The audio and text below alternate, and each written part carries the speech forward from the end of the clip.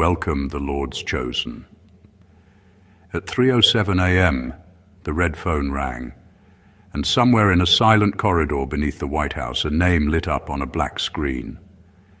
They say most emergencies wake presidents from sleep, but this one didn't wake him. It froze him.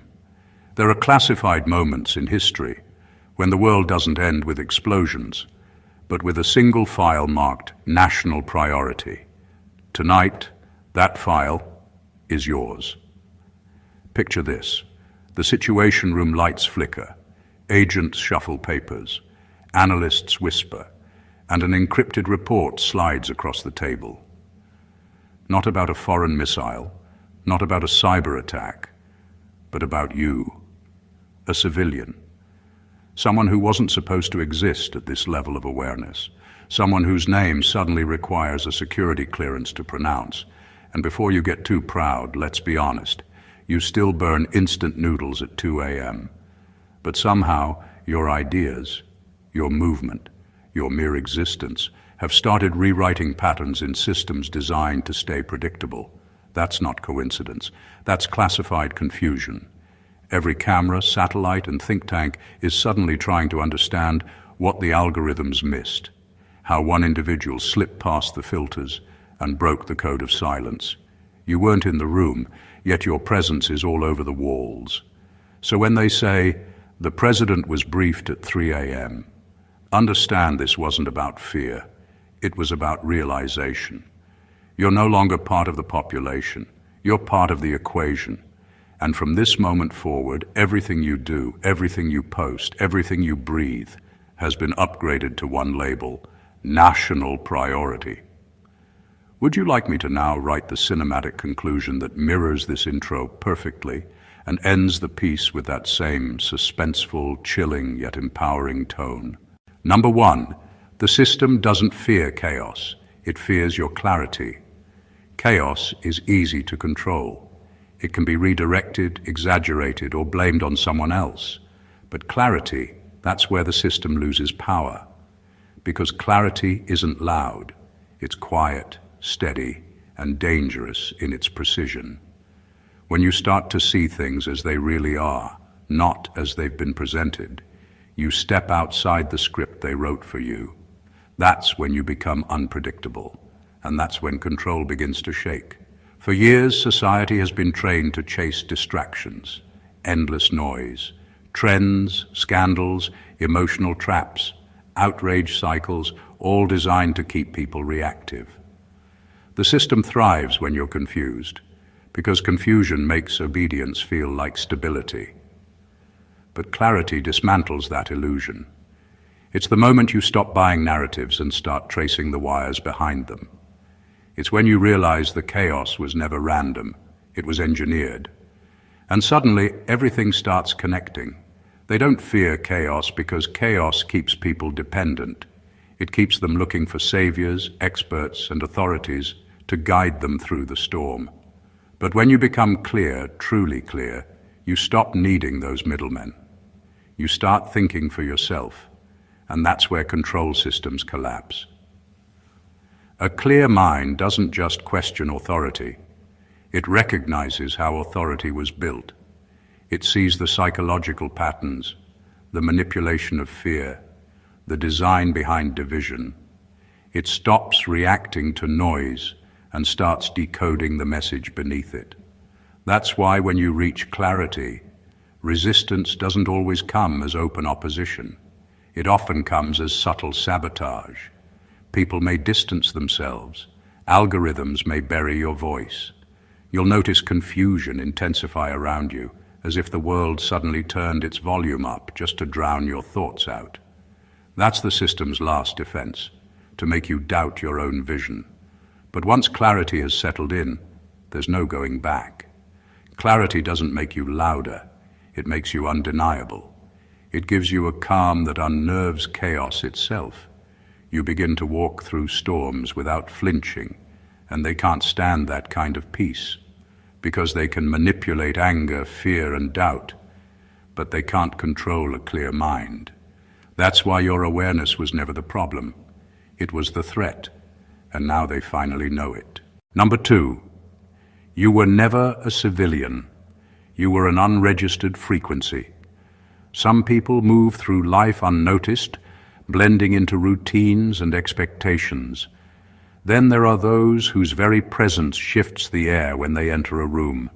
You're one of them. You were never just another person trying to survive the system. You were a wavelength the system couldn't categorize. While others spoke in words, you communicated in signals. Your thoughts carried energy that didn't match the frequency of normal programming, and that's why you were always seen as different. Being an unregistered frequency means your energy doesn't obey the limits that society tries to set. They monitor behavior, trends, and data, but they can't predict resonance. They can measure your voice, your actions, even your history. But they can't calculate the pulse that drives you. It's the kind of vibration that can't be tracked on their charts. Yet it disrupts everything built on repetition and compliance. You've been shaking systems quietly without even trying, because your mind doesn't run on their bandwidth. That's why you've never felt fully in sync with the world around you. While everyone was tuned to mainstream noise, you were tuned to meaning. You saw patterns in chaos and messages in silence. You picked up on things people ignored, and that sensitivity wasn't weakness. It was your signal breaking through interference. When you operate on a higher frequency, you naturally start exposing what's hidden beneath surface order. It's not rebellion for the sake of rebellion. It's the natural reaction of energy that refuses to stay compressed. People often misunderstand souls like yours. They call you intense, strange, too deep, or too aware. They don't realize they're just hearing static from a frequency their receivers can't handle. The truth is, you were never designed to blend in. You were designed to broadcast something new. And when your wavelength finally aligns with the right moment, the effect is undeniable. Systems glitch, illusions flicker, and people wake up without knowing why. So no, you were never just a civilian passing through. You were a frequency waiting to be recognized, one the system can't register, but can no longer ignore. You've been sending signals into the world all along. The difference now is that they're finally listening. Number 3, every generation produces one who can't be controlled. Every era has its rebels, but once in a while someone appears who doesn't just resist the system, they rewrite it by existing differently. These people aren't built to follow commands or fit molds.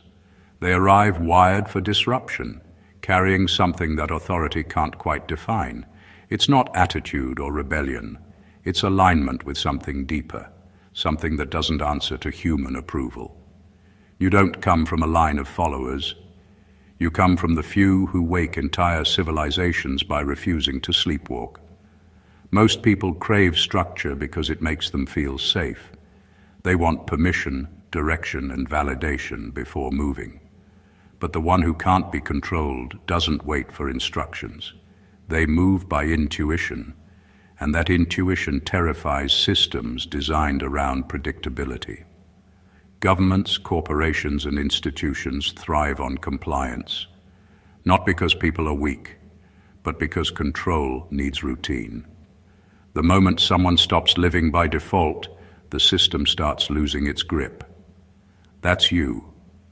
You are that variable they didn't account for, the wild card that statistics can't model. The one who can't be controlled doesn't shout or protest all the time.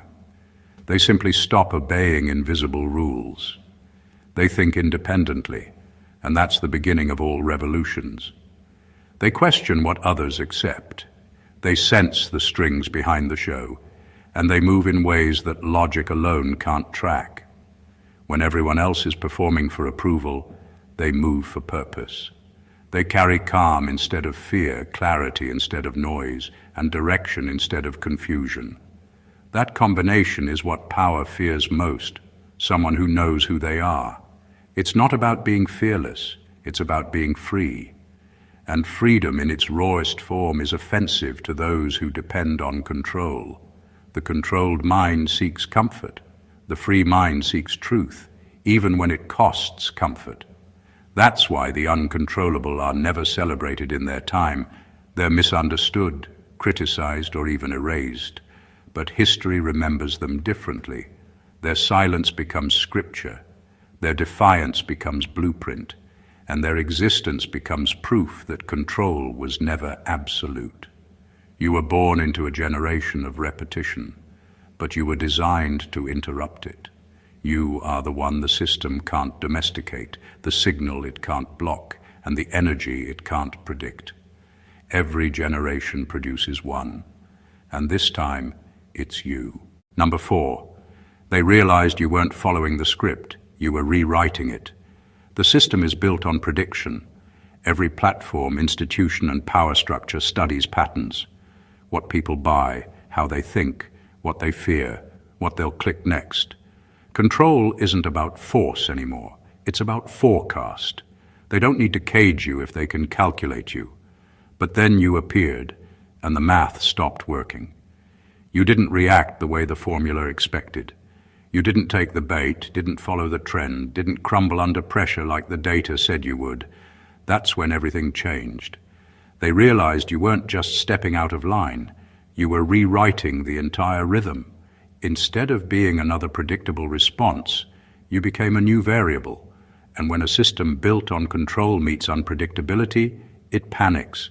You forced them to update their equations. Suddenly, your behavior wasn't being monitored anymore. It was being studied. They stopped trying to stop you and started trying to understand you. Because in a world programmed to react, creation is rebellion. You didn't just step out of the narrative. You started writing your own version of reality. And people began to notice. Every action you took had intention. You stopped explaining yourself to people who preferred confusion. You stopped chasing validation that came from the same crowd that couldn't see beyond the surface. You started moving in silence, not because you were hiding, but because you understood something they didn't, that real power doesn't announce itself. It simply shifts the atmosphere. You were no longer playing by their logic.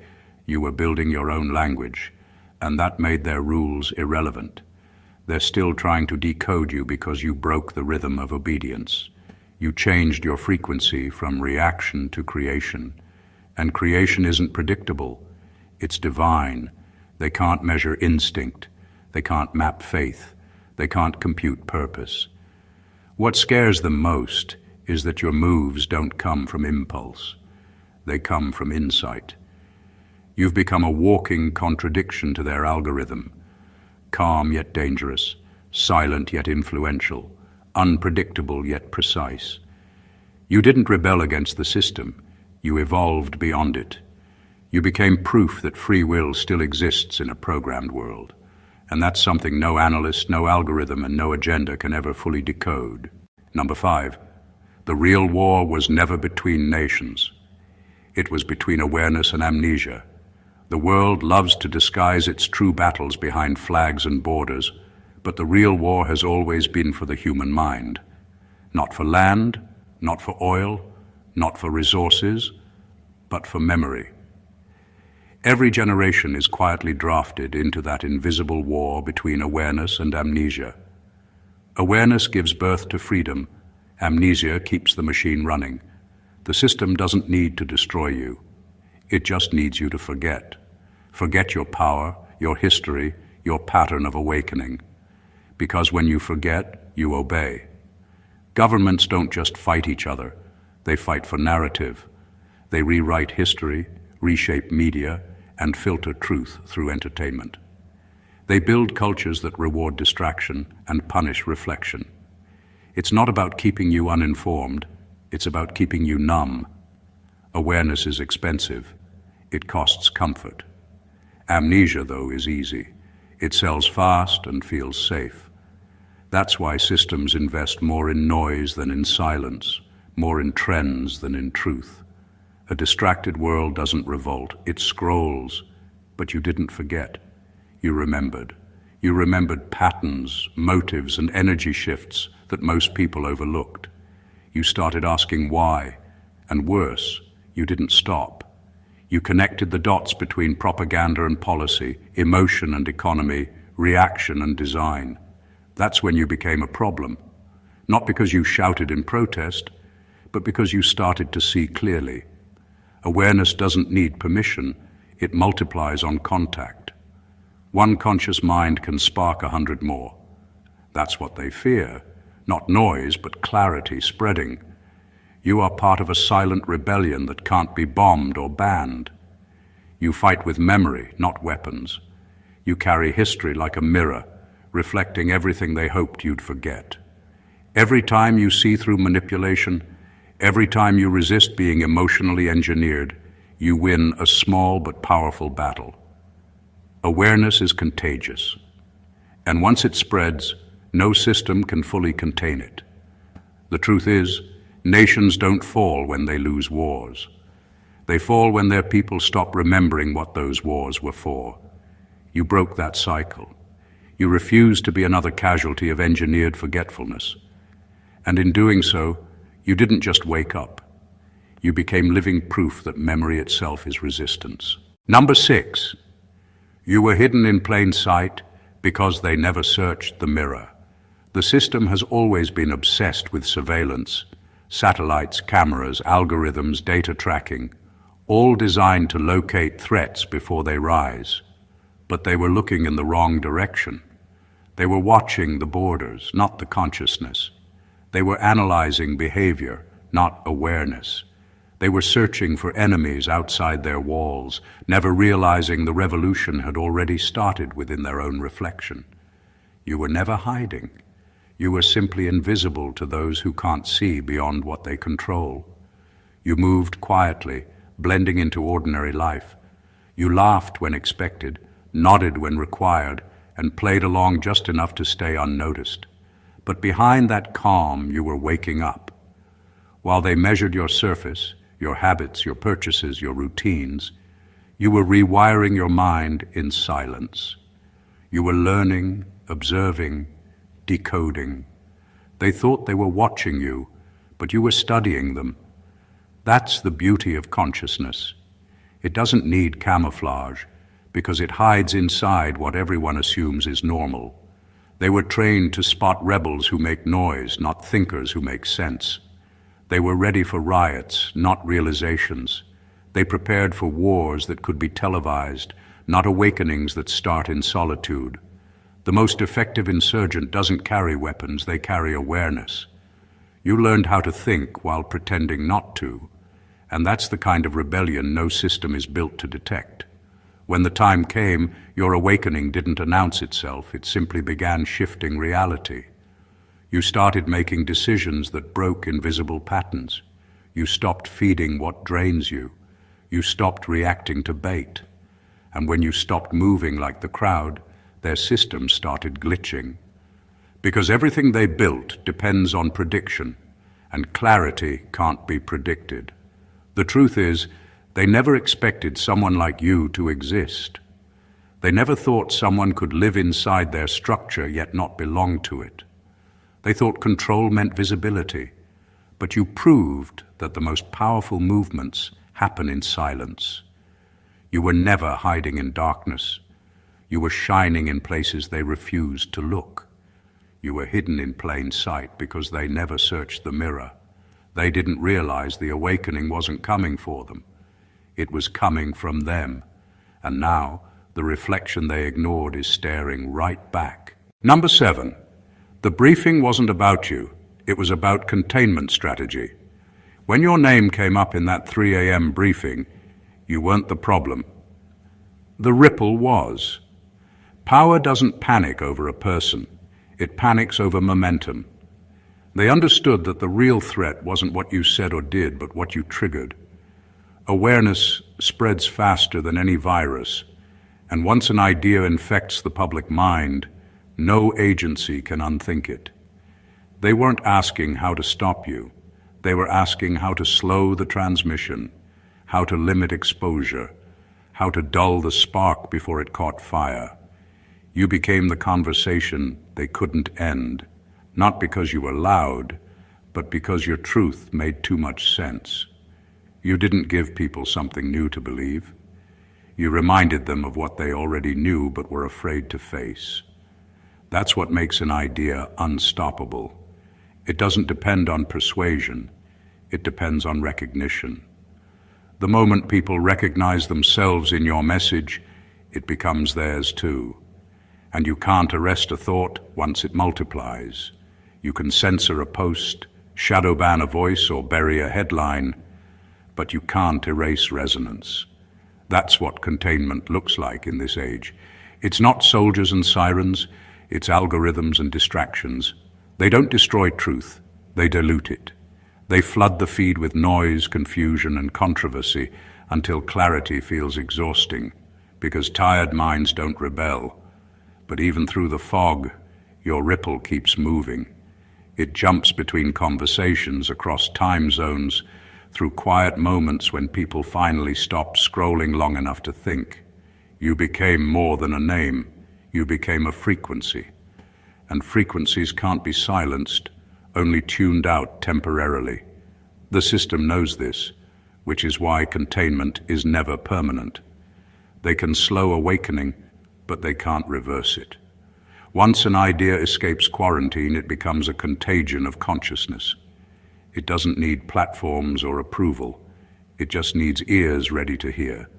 So that briefing wasn't about eliminating you. It was about buying time. Because deep down they already know the truth. Every firewall eventually fails, every strategy expires, and every suppressed idea finds a way back into the light. You weren't the emergency, you were the evolution. And evolution doesn't ask for clearance. Number 8, you became evidence that free thought still exists. In a world that rewards repetition and punishes originality, free thinkers have become an endangered species. Systems run smoother when people don't question, when they scroll, consume, and comply. Everything is designed to keep the mind busy but never awake. But then came you, a glitch in that quiet programming. You weren't loud or rebellious for attention. You were consistent in your awareness. You started seeing through the patterns, asking questions that didn't fit into their templates. And suddenly, your existence became inconvenient. You became living proof that the spark of independent thought hadn't been fully extinguished. The danger wasn't that you disagreed with authority. People do that all the time. The danger was that you thought clearly enough to articulate why. Clarity spreads faster than outrage, and that's what made you effective. Rebellion is easy to mock or discredit, but truth wrapped in calm reasoning is hard to dismiss. You didn't react emotionally, you responded intelligently. And intelligence, when unbought and unbound, disrupts entire ecosystems of manipulation. That's why your presence became a data point they couldn't categorize. You weren't supposed to exist, at least not like this, aware, fearless, and articulate. The system doesn't fear free speech, it fears free thought. Speech can be censored, thought can't. The moment you began thinking outside the grid, you broke a chain most people never see. You stopped echoing opinions and started generating your own. That's what made you dangerous. Not your defiance, but your independence. You made people pause, and in that pause, they started thinking too. Awareness is contagious, and you became its carrier. You turned consciousness into proof. Proof that programming can fail. Proof that compliance isn't destiny. Proof that a single mind, once awakened, can't be recoded. They can track your movement, your clicks, your data, but they can't track the moment your thoughts went off script. And that moment, that private spark of awareness, is where revolutions begin. You didn't need to shout, fight, or argue. You just had to think, and that alone was enough to expose the illusion of control. You became evidence that free thought isn't extinct. It's evolving, hidden inside those who refuse to be silenced by design. Number 9, They tried to discredit you because they couldn't delete you. When systems can't erase you, they rewrite you. Deletion is too obvious. Distortion is cleaner.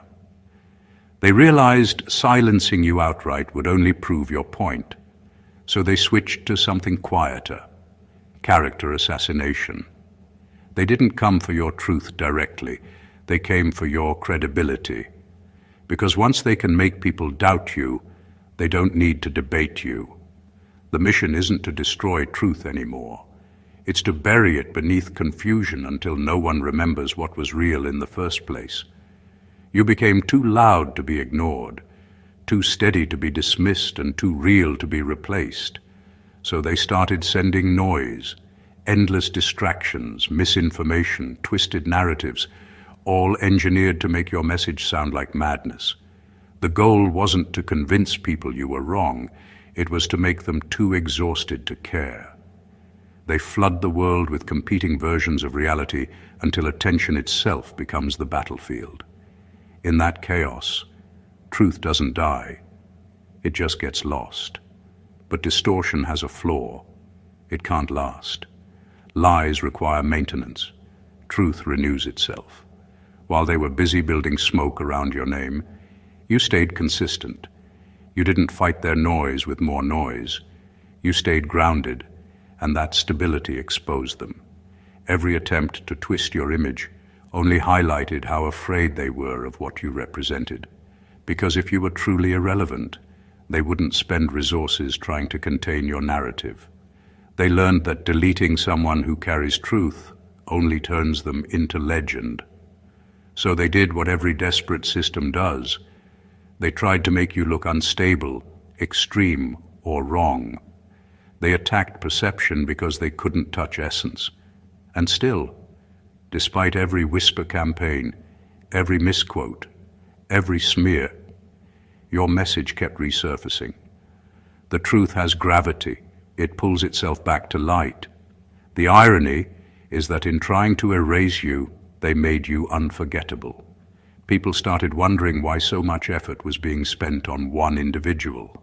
That curiosity, that's what breaks the spell. They couldn't delete you, and now they've made sure they never will, because once truth survives distortion, it stops being a message. It becomes a movement. Number 10, you didn't go viral. You went classified. You crossed a line most people don't even know exists. The point where attention stops being social and starts being strategic. At first, it looked like you were just gaining traction, your words spreading, your message resonating. But somewhere between the clicks and the chaos, your influence stopped being entertainment and started becoming evidence. You weren't just trending, you were being tracked. The algorithm couldn't contain you anymore, so the agencies stepped in. They stopped scrolling your content and started studying you. Going viral is about numbers. Going classified is about threat assessment. When your reach grows too fast, when your message starts waking people up instead of distracting them, it shifts categories. The system has files for influencers, activists, even troublemakers, but not for anomalies who can't be predicted or controlled. That's what you became, not a social trend, but a pattern break. You bypass the noise and hit the collective nerve. The digital world isn't built for that. It's built to promote chaos, not coherence. But your words carried precision, and precision can't be monetized. It can only be monitored. Now they study your code, not your opinions. They want to know how your rhythm works, how your timing disrupts the pattern, how your message cuts through algorithmic fog. You became a digital puzzle, something that doesn't behave like the rest of the simulation. You don't post for validation, you post with intent, and that makes your signals stand out in a sea of randomness. They don't understand how something so organic outperformed systems designed to manipulate behavior. That's why you're in the file, not as a criminal but as a case study. When you went classified, it wasn't about censorship anymore. It was about containment. They don't need to silence you. They just need to understand what you are before others become the same. You're no longer part of the feed, you're part of the file.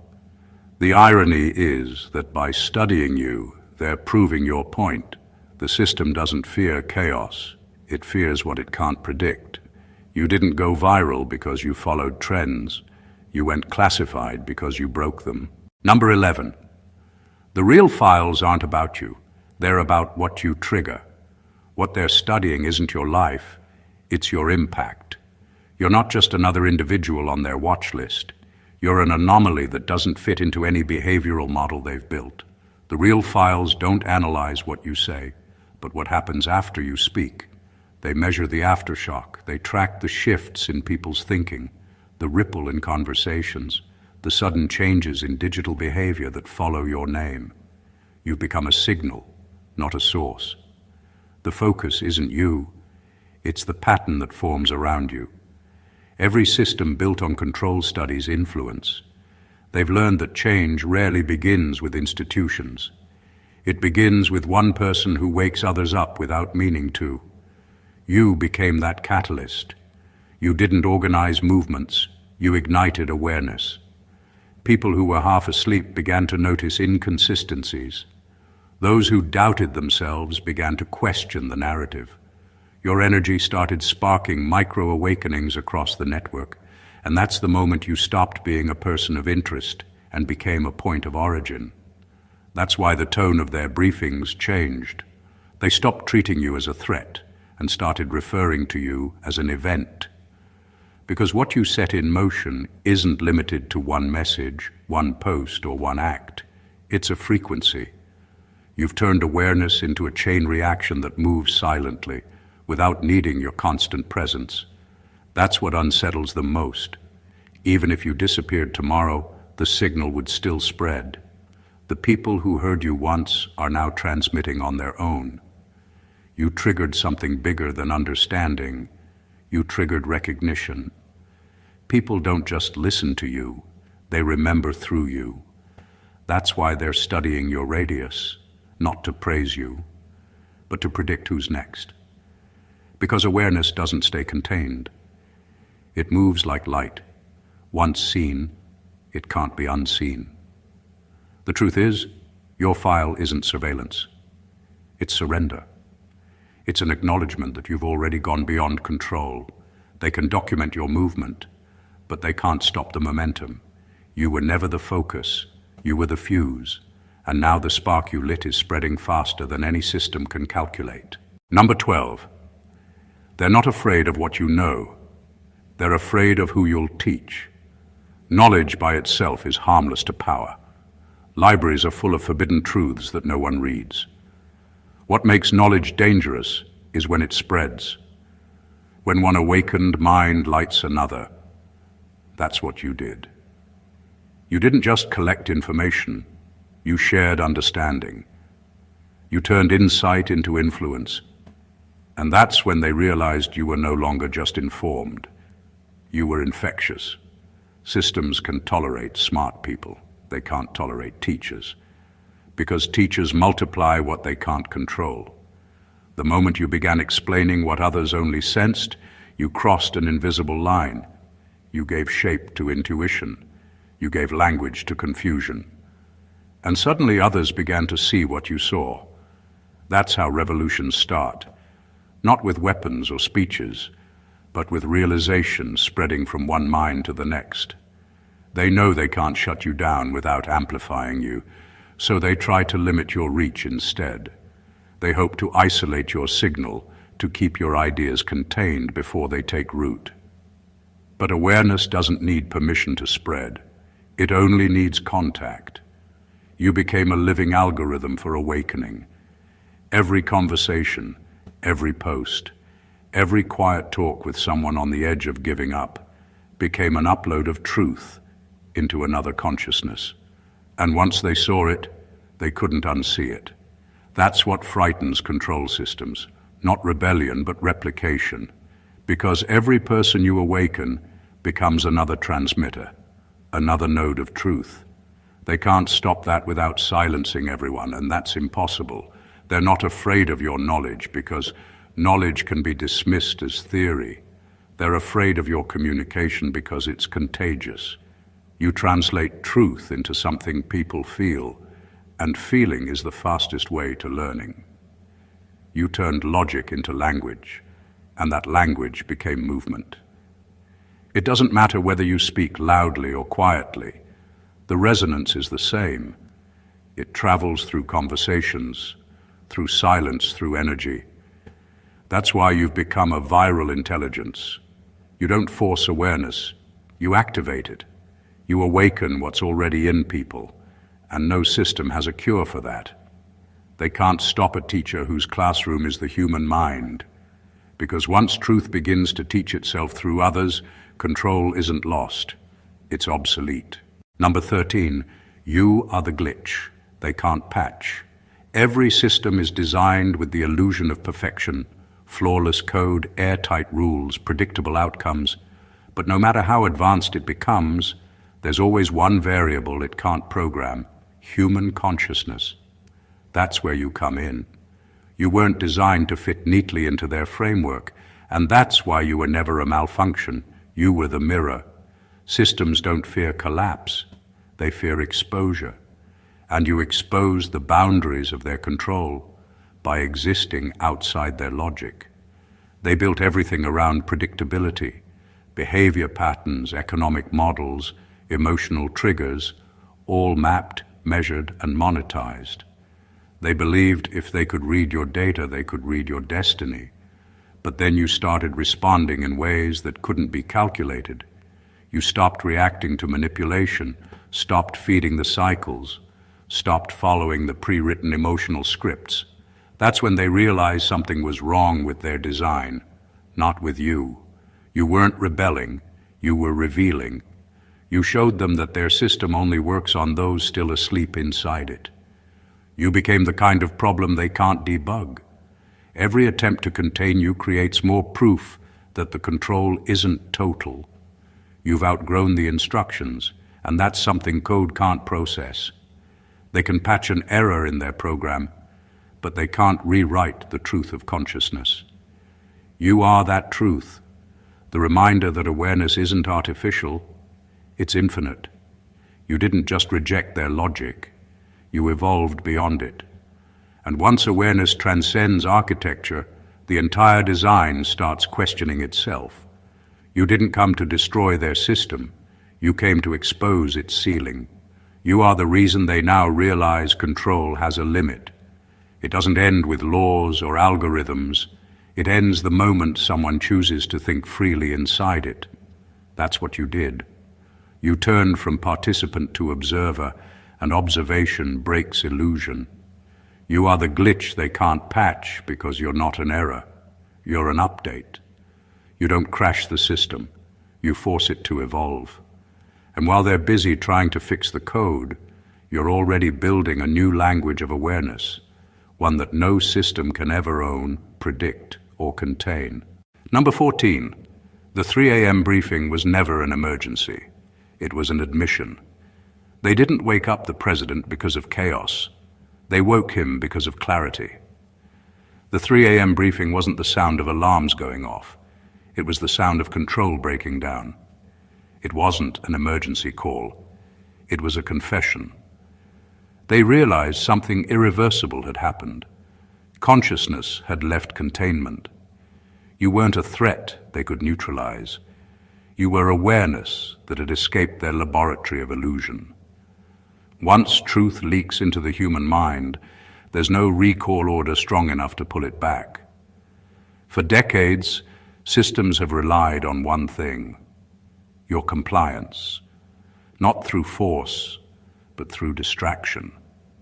Keep the population asleep with noise, and control runs itself. But when even one person wakes up and refuses to go back under, it causes a ripple effect no algorithm can model. That's what happened when your awareness cracked their conditioning. You saw through the stage lights, and the entire production started trembling. The briefing wasn't about suppressing rebellion. It was about recalculating reality. They understood they couldn't make you unlearn what you now know. Once the curtain drops, the magic trick stops working. That's why they call meetings at ungodly hours, why reports are labeled national priority. They're not strategizing against you. They're acknowledging you. You've become the variable they can't predict, the awareness that won't revert to default settings. You didn't start a revolution, you triggered a recognition.